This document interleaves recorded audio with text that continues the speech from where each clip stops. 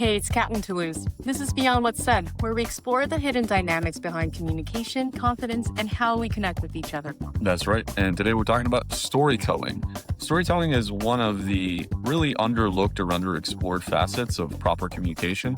When we walk into a room, really, we're telling a story. We're telling a story about who we are, where we're coming from, and then what we can add to whatever thing it is that we're entering, be it a new company, a school, a social circle. And there are patterns to storytelling that work better than others. And essentially, that's what we're exploring today. So make sure you download our episode and like and subscribe if you haven't already.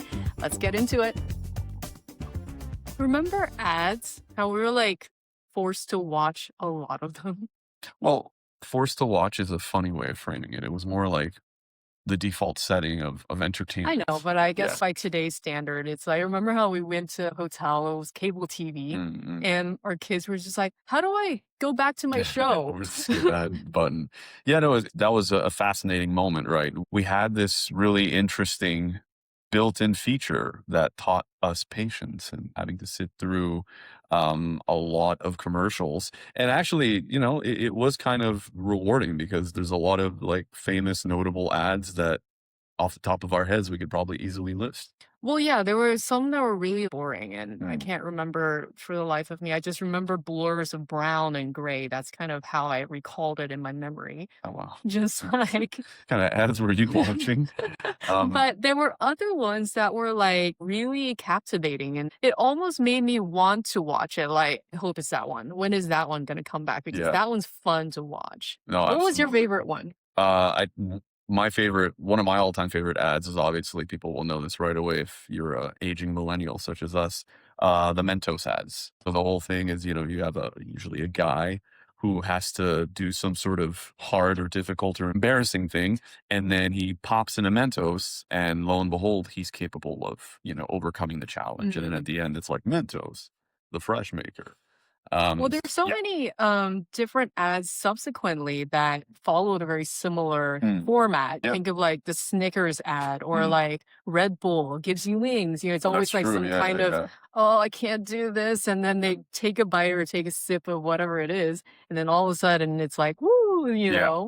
And they, Objectively, Red Bull will do a lot more to your body than they Mentos. give you wings. Yeah, exactly. What? No, I think it's because Red Bull is like, it actually will caffeinate you and will support you That's through true. That's hardship. true. I don't think Mentos will, no offense. Well, it's kind of like I remember the Snicker ads. It's always like, well, at least for a while. I don't know if it was because it was around the World Cup, not this one, but like the one before that.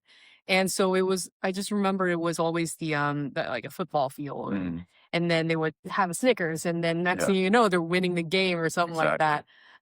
And so I don't know if athletes are actually popping in Snicker bars like midway through the game. I would like to imagine that they are, but they probably aren't. But I think that's the captivating power of ads. Mm, It's this almost magical way in which our beliefs can be suspended, and we're convinced that these famous people are actually eating Snickers bars or yeah. drinking copious amounts of Powerade or Gatorade, right? And I think that's advertising shows us that captivating stories matter. At the end of the day, a chocolate bar or a Powerade drink or a Gatorade drink, it's really just a bunch of sugar ingredients and other Yep. things. It's packaged really deliciously into one product, but we don't really buy the products so much we do for the taste, but often before we even taste or experience products, there's a whole narrative Well, around that's the the thing. thing. Think about like you go to a supermarket, right? You Mm, have like, for example, here where we are in Guangzhou, mm, you have Maltesers, which we yeah, know are, very delicious yeah, Australian candy yeah. with the I with didn't the even know they were chocolate on. Australian. I'm pretty sure they are. Yeah, aren't they Australian? Probably not. I'm No, I have pretty sure they are. no idea. Anyway, it's like the chocolate covering and then with like the malt, Malt cookie. yeah, Yeah, malt cookie thing in the middle.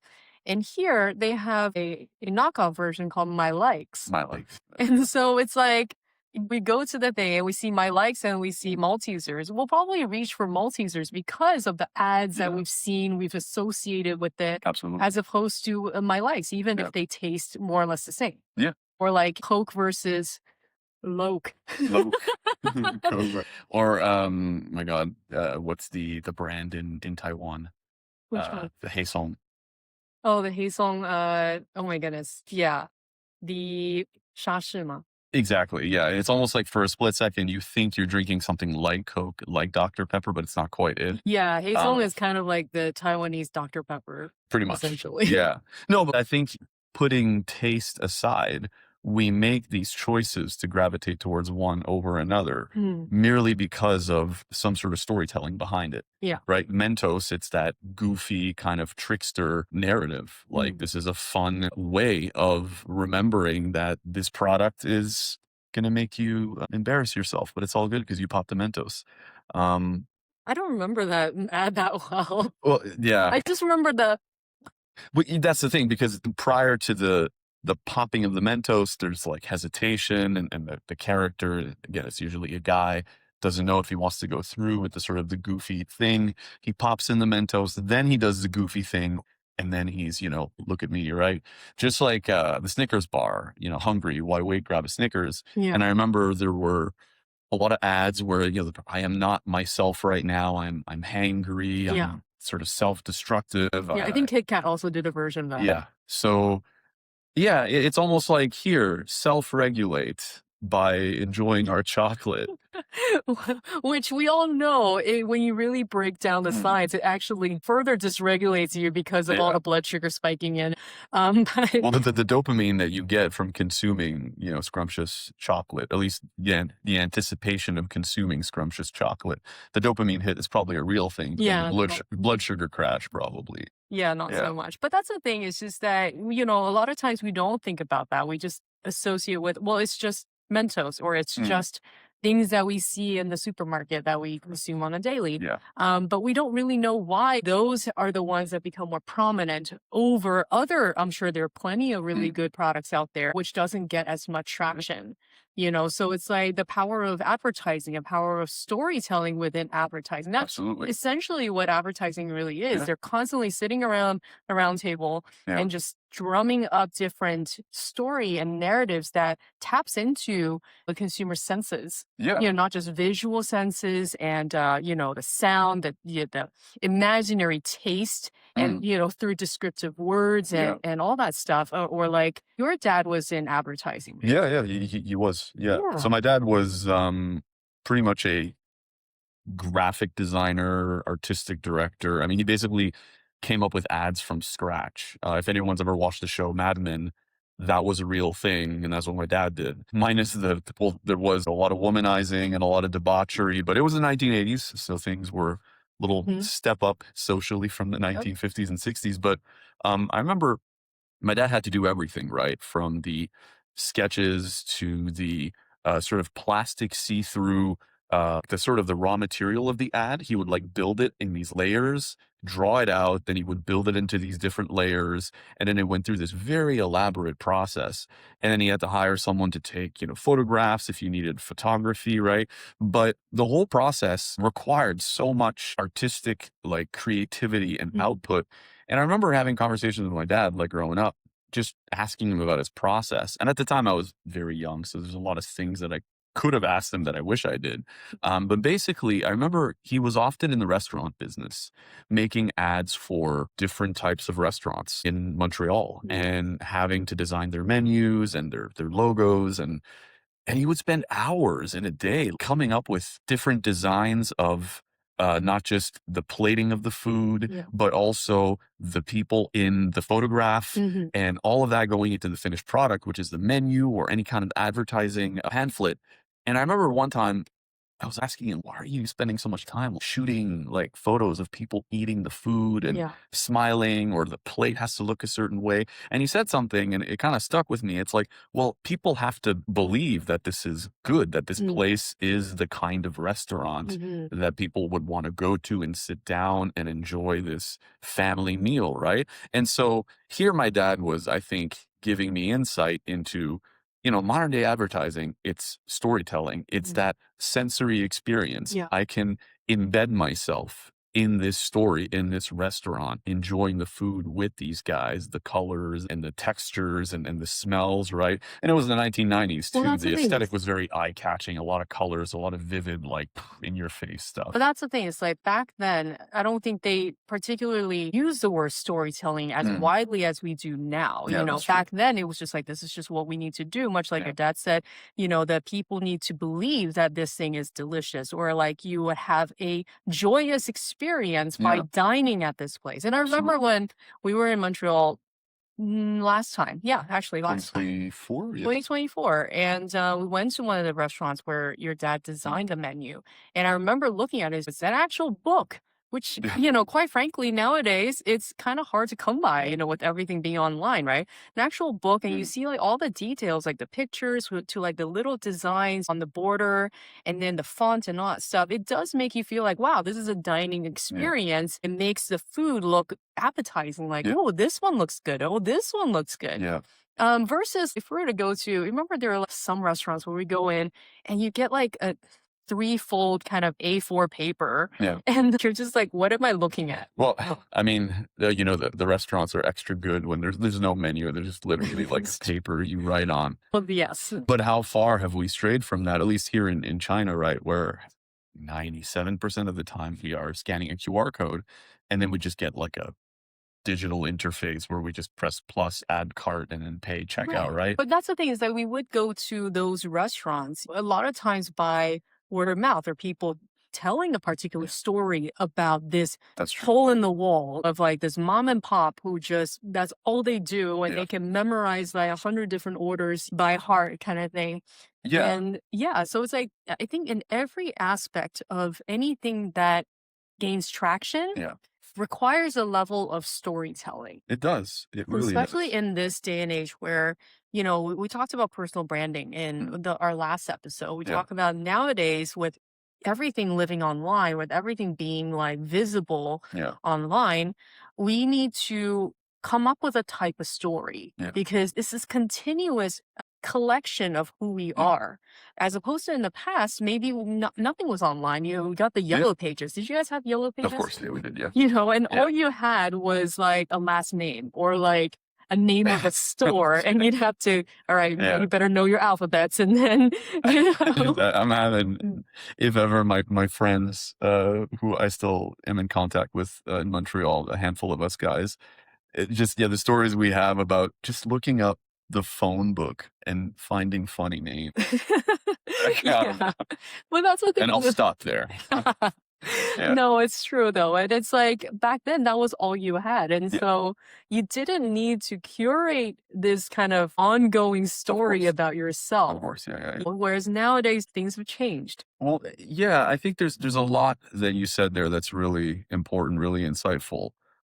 There has been a shift. The sort of consumer culture and capitalism of the 1990s and even early 2000s, the focus is always on products and on creating this compelling, narrative around. It could be a new technology, it could be a plate of food, but with the advent of social media platforms, we are also the products now. We are like extensive to the world of marketing and people wanting to buy things. It's like we're also the commodity in many ways, right? So whether it's on LinkedIn or anywhere else, like you are a brand and you have to tell a captivating story. Mhm. And often we don't immediately think about branding as something that is specific to us and how human beings go out there and present themselves and their skill sets and the value that they bring Mhm. to any organization, school, or thing that you want to join or get on board with. Because for us, branding and advertising, it comes down to, like, you think of big names Yeah. like Tesla, Mm. um which Well, even with Tesla, I think a lot of people think of Elon Musk, obviously. But Elon Musk, I think about his brand and his story, Mm, that whether he was the one that thought of, I'm going to craft this story about me, or it's the story that people have crafted about him. yeah. It's really interesting. Like he is associated with this innovative kind of like catalyst type. Yeah, and I think that there's like the same could be said of perhaps Apple and Mm, other big technology brands, yeah. but a lot of these companies, and now you could add OpenAI and all of the new sort of AI companies out there. It is a story of yeah, we are creating this bold new world of innovation and progress, Well, right? that's the thing. It's just that you got like Jensen Huang, you've got Tim Cook, you have all these kind of people. Because like when we're talking about how things have shifted, it used to be this product, right? Like Mhm. Snickers, Mentos, Yeah, all these restaurants. yeah, But now it's not even like a now thing about personal brandings. I look at how all these people that we just talked about, Elon Musk and all that stuff, yeah, it has already shifted to the brand being the person and yeah, then the product that's associated with them. yeah. So Elon Musk, Tesla, you have, Steve Jobs, Yeah, Apple, exactly. Yeah. Jensen Huang, Nvidia. NVIDIA, of course. Yeah. Yeah. Sam Altman, OpenAI. No, of course. And I think that the current mythology in our capitalist consumer society collapses that boundary between the company, the product, and the Mhm. individual behind it. Now, of course, these are massive companies full of people who do a lot of insane work to make these products That's happen, right. to make these campaigns possible. But yet we somehow always reduce them to these tiny little sound bites of person or leader of company equals innovation equals sleek design, cool product, groundbreaking thing. Mhm. And I think that there's a lesson to be learned here about the power of storytelling and why certain archetypes or patterns of storytelling Yeah. work better than others. Yeah. Right. And, and then putting technology aside, we have like sports apparel. I Mm. mean, Yeah. You have like Under Armour, I you have. yeah, so it'd be great if we were sponsored by all it's like we're just listing off big brands, like no, but it's like these brands, they saturate our day-to-day lives, whether it's the technologies Yeah, or but the sporting even then, like I feel like there's been a shift. Like I said, it used to be more company and product focused. Like for Yeah, example, when we were growing up, yeah, we would think of we know everyone knew McDonald's, the Golden sure, yeah. Arches, but we wouldn't really think of the person that started McDonald's. We would just think of Was McDonald's. that Ronald McDonald? I Right, of think course, it's the guy with Grimace and the Burger Bandit. the well, that one, yeah. Yeah, those guys. No, but like we wouldn't think of Ray Kroc as like Oh, the yeah. guy that Say started. who? Yeah, exactly. No, obviously. No, but it's like, or nowadays it's the person that founded the company first. Yeah, that's And true. so even with say Under Armour, for a period of time, it was you knew Steph Curry and then you knew Under Armour. No, but I think Under Armour is that's a great example, right? I feel like I only came to know Under Armour because of the omnipresence of Steph Curry in the ads. But that's the thing is that nowadays, why do so many corporations or companies they look for influencers?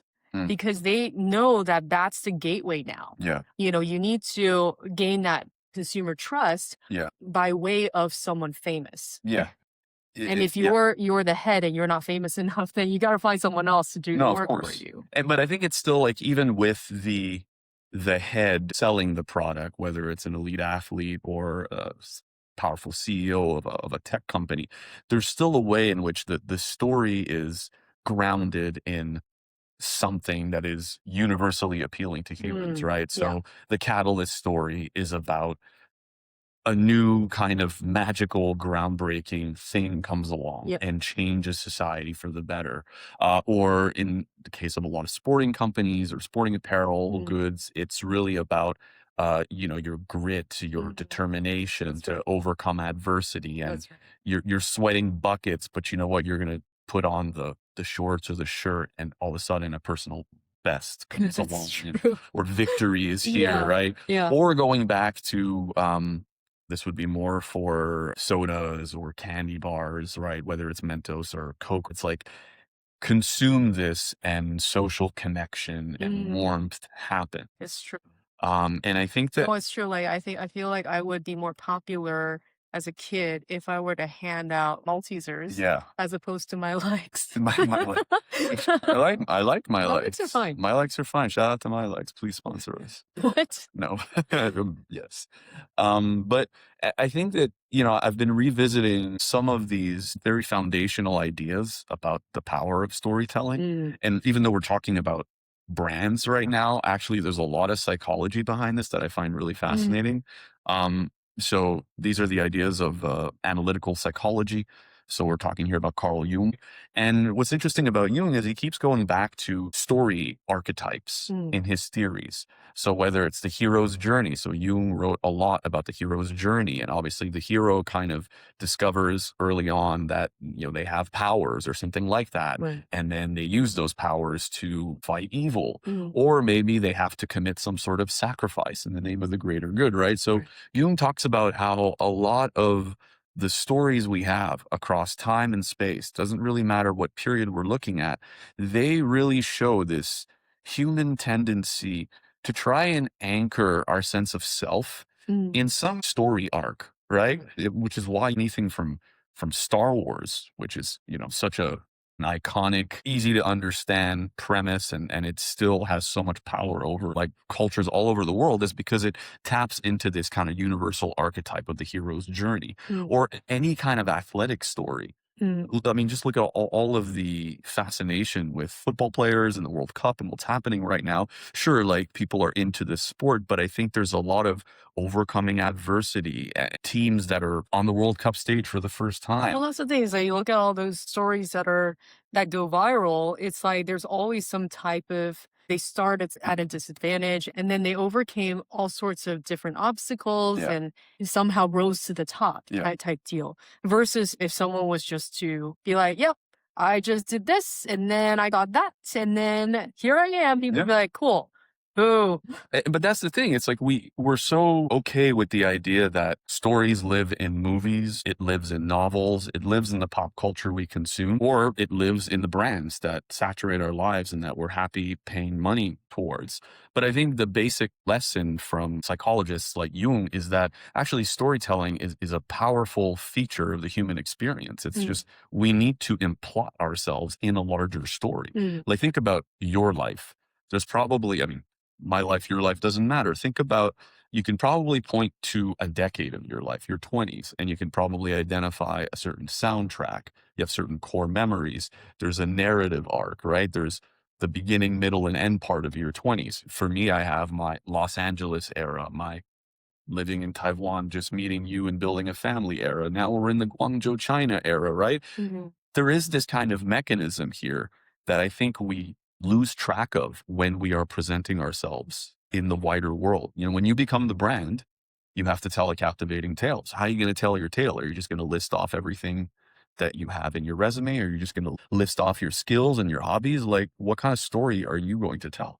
Well, that's the thing. It's just like if Cope were to literally talk about how, oh yeah, I mixed this thing and that thing, and then there's this brown bubbly liquid, and then we just put it in a jar. Yeah. Back then, it was like a glass bottle. Yeah. Somewhere along the way, we got a polar bear and Santa Claus too. Santa Claus at some point. If that was the narrative of the ad for Coke, we'd be like, what?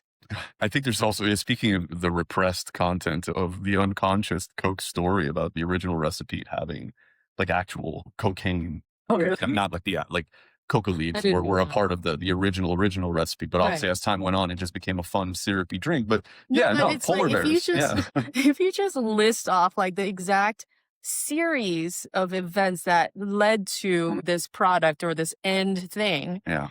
we'd be pretty bored and maybe there's some interesting elements in there, but by and large, it's like, yeah, all right. So did Pepsi. Somehow they came up with this equally brown and black bubbly liquid. And they didn't find a polar bear or Santa Claus, but No, they they found found a lot something of, else. yeah, they have found a lot of other things in their ads. But that's the thing is like, tying it back to how do all of these things relate to us? And we talked about how nowadays personal branding is such a big thing, storytelling about ourselves. You just said, do we just list off all the different phases or all the things that happened in our lives when Mhm. someone says, hey, tell me about yourself? Yeah. If you just do that, then how do you expect the other person to be like, wow, that's so captivating? Yeah. Unless you actually did live a multiple hero's journey or multiple Yeah. really interesting stories. And this is something I struggled with this big time in academia, because often people ask me why I studied Japanese history and how did I get into specifically the Japanese Empire in Taiwan. And it often felt like, I don't know, I just got into it. Like it was such a very boring, straightforward story, is that I was fascinated by this topic, and then I took a class and I discovered this other topic, which is how I got onto, being interested in Taiwan and its indigenous peoples. And then that's that. And here I am now. And I feel like that was a very tough sell, perhaps, when people ask me that question. Yeah, no, I hear this a lot from when I met you all the way to now, really. We have multiple conversations, and you've always said, like, wow, you have me, as in me. I have like so many really interesting stories, Mm, and you never had that. Like, yours is just so straightforward. yeah. And so that was always something that you had to discover, because Yeah. it's like, how are you now going to tell your story? Yeah. Once you start thinking in terms of how can I tell a story, you start looking at your stories or yourself or life events from different angles, which is Yeah. something that directors do, or like screenwriters and all that That's stuff. true. Think about movies like Moneyball. Yeah. Quite frankly, when you peel away all the layers, it's a pretty boring plot. Like Yeah. it's like, cool. Yeah, you just analyze that, right? But are they able to make it into something that's so compelling? Yeah, sure. You add in, was it Matthew McConaughey that was in it? Wasn't it Brad? No, Brad. Oh my Oh, God. was it Brad Pitt? Oh, Might have no, it was been Brad Pitt. They were both blonde, good looking blonde actors. looking, blonde Blonde, looking, the whole blonde looking thing, actors. blonde, the whole thing. No, it's Yeah. yeah. So it's like you add in a good actor, but Mm, then you also really analyze that character's perspective and yeah. their journey. All of a sudden, everything becomes really interesting. Yeah. And so you can say that about almost any part of your life, or any That's part of my life. If you start seeing it from a director's perspective or from an artistic perspective, because mm, storytelling essentially yeah. is an artistic thing. Yeah. When you start seeing it from that, then all of a sudden you start realizing that your life was not that boring after all. No, and it's interesting because when I first met you, my immediate reaction to some of your stories, like, wait a minute, you were a clown? Oh, wait a minute, you spent all this time in like New York Broadway adjacent circles, or oh, wait a minute, you coach kickboxing? There's always like that curiosity, that spark, because like, well, I only have like a list of, well, then I went to this university and then I studied this. And so, yeah, But I it think it's becomes a also challenge for people. I think it's also kind of because of my acting training, or maybe it's just part of my personality being Mm, like very dramatic, if you will. It's like, I always remember one time I was driving and I was with my mom and we were waiting at a light.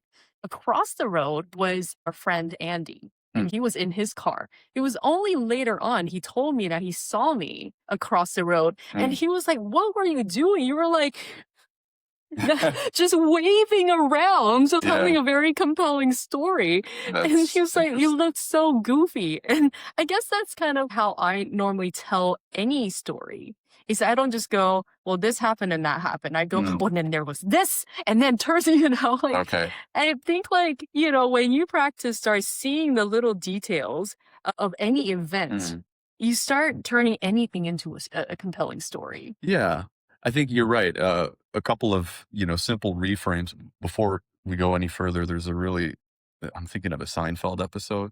I forget the exact plot, but basically the main character, Jerry, he's Mhm. at the light. And so your friend Andy would be like looking at you, Yeah. but he was like scratching his nose from the side. I remember And then, that. and the whole episode revolves around him trying to convince the girl, like, I wasn't picking my nose or something like that. Anyways, that episode was really funny. I distinctively remember that episode. As It's one soon of as the you few ones said, that I remember. yeah, no, there's some really good one, but that's a brilliant thing about Seinfeld, or about any sitcom, is that they take such mundane little things and Mm, they really kind of make it larger than life, and they craft this entire storyline around it. yeah. And if you want to become a good storyteller of your life story or your brand, Mm, you can utilize some of these kind of a screenwriting perspective or a mm, director's perspective, true. artistic perspective, to practice looking at the mundane things and seeing what Yeah. you explore from that. No, that's a really critical point, because you don't need to go through an extensive crisis or set of crises just to have a compelling thing to put out there, right? For example, a catalyst story, a trend that you began, Mm. or something that you innovated on, a challenge that you overcame, short of like making it sound like you're Alexander the Great and you're, making your way past Persia. Like that's going to be tough with the mundane, but Yeah. at least using a more cinematic approach Mm. so that there's a clear beginning, middle, and end Yeah. because I think that we work in these types of sequences. So I think seeing every little event for a purpose, you don't Mm. have to literally see every single thing. Like No, I of went to the course. toilet this morning and all of a sudden I felt it in my bowels. Yeah. I sat down and I pushed. No, but yeah, it's No, but like not everything requires that kind right. of It's cinematic framing. exhausting. Yeah. But for particular purposes, such as if you're curating your brand online or if you're going for like an interview and people ask, hey, tell me about yourself, Yeah. rather than defaulting to, oh, this is my life is just, it is what it is. Yeah. Or you're like, well, you have better stories and I don't type Mm-mm-mm. mentality. Yeah, and I think it's coming up with a statement. For me, it's like my teaching philosophy that's what I always have to talk about in any kind of interview context. And prior to that, it was more like my academic philosophy or my research. So instead of like just factually listing out things or just describing Yeah. what it is that I do, it's almost like how did I get here? Mm. What is the process that got me to this skill set that I'm bringing to the table that I'm kind of putting here for you guys to possibly utilize Yeah. as a new hire. Yeah, no, absolutely. And it's like, how does it relate to the person that Mhm. is interviewing you or Of the course. company? You know, if you're telling all your entire life story, but most of it has nothing to do with this job or this role that you're going Yeah. for, then what's the purpose, right? So crafting a self story that is obviously authentically you and about Mhm. what you're capable of or what you want to bring to the table, but like knowing who your audience is, and that's going to shift wildly from one company to the next or from one social circle to the next, Yeah, right? that's So right. it's not about being a chameleon that's constantly changing colors or blending in with the foliage. It's about having a little bit of flexibility so you can take whatever it is that you're putting out there and make it resonate with the audience just a touch more. Like for me, often I've sort of struggled with this a little bit, but what do I do with the decade plus of academia that I did, which Mm. didn't materialize into a professor job. And instead I became like a high school teacher. So for me, it's like, well, I've developed this mindset, this kind of curiosity of connecting things, whether it's history with psychology or any of the topics that I've encountered throughout my years and years of academic style research. Mm. And I like to synthesize. I like to gain broad perspectives. And I've spent over a decade of my life tying together all of these different little loose ends in the humanities, be it theories in psychology or events in history or all of this stuff, right? I like to just stitch these things together to see what sort of interesting insights come from them. So it took me a while to kind of wrap my head around that framing because for a while I was like, well, I did this for a while, but now I do this and it's teaching. It's a continuation of my teaching, but it's actually more than that. It's actually a continuation of this whole approach to seeking knowledge and being a curious person. I think like just in hearing that, I hear like a shift. You know, Mhm. before it was like I was this and then it's this and then it's this. So that already in itself is a sequential way of telling your life story, which as we've already discovered is fine, but it's Mhm. not compelling. It's not gripping. Yeah. It's, just cool. Cool. Yeah. But when you start seeing yourself as like, all right, but the through line is I have become this person who's really good at synthesizing information, then that becomes really interesting because then you start seeing your stories as like, this event happened and this is how I synthesized it. And that becomes your unique perspective Yeah. that stands you out from all the other people who also went through this phase A, B, C, and D. And now what do I do with that? It's a story of how I crafted divergent thinking, how I became an adaptable, more fluid person that was comfortable wearing different hats, but ultimately retaining the same original like intellectual curiosity and thirst for knowledge that's always been there since my late teens when I really started wanting to do stuff like this. So just like you, I feel like you've had a lot of interesting reinvention because you've gone from your background as a performer to strength and conditioning coach, many different types of athletic disciplines, right? And then education alongside me. Well, And it's kind now of this, like it's for a while, there was the slasher.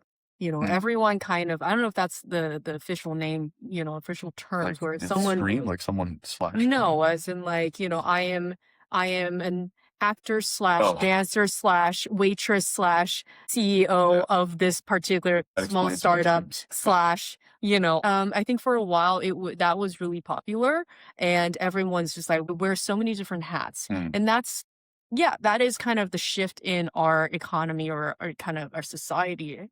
Kind of have to do that now. Yeah. But then when everyone does that, you're no longer unique. Yeah. You no longer have your story, much like in LA or New York. You were in LA, I was in New York. We both know that everyone you meet is not just a cab driver or just Yeah. an actress or Yeah. just a waitress. That was They're really obvious. everything. Yeah. Yeah. So then when everyone's trying to do that, then you lose that uniqueness. Mm. And so how do you stand out? Well, you still need to be able to find that unique perspective that you bring and then tell your story that way. Yeah. No, I think that you've put together a lot of really valuable insights for the audience here to think artistically, cinematically. I am an artist. Yeah. Taking a step back and you look at the sequence of things. The sequence of things is important. Like you need boots on the ground when you tell a story. There's a setting, Mhm. there's a plot, there's characters, right? And that could be what your resume kind of more or less looks like. But to step back and to be like, what's the through line? Mm. What is the predominant skill Yeah. or asset that I bring as a Mhm. result of this cumulative, life experience? That's right. Yeah. No, the through line is so important. Otherwise it just looks like a smorgasbord of all the things that you can do Yeah. that actually makes you like, yeah, a jack of all trades, which is, not a bad thing, it's a good thing. But Yeah. then it's also like, okay, but so is everyone else. Yeah, and I think that that's going to be one of the critical things in the upcoming, well, it's not upcoming, the current economy we have right now.